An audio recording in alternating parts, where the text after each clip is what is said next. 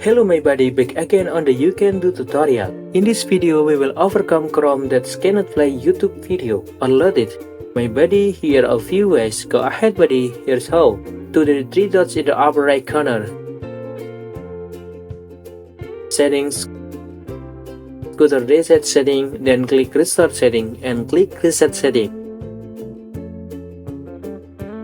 This way it will restore the setting to the original defaults. Next, go to privacy and security. Choose the delete browsing data. Select advanced, and here buddy can check everything, or you can also exceptions such as passwords. Click delete. Okay buddy, can try first it works. If not, you can continue to the next methods.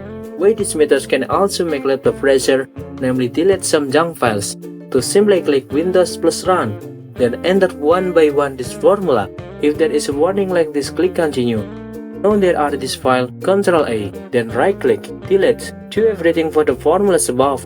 Okay buddy, now the last way if your Chrome cannot play the video, can re-download or update the Google Chrome. And for those who don't know how to do it, you can watch my video on this one, or I will include the link in the description. Thank you.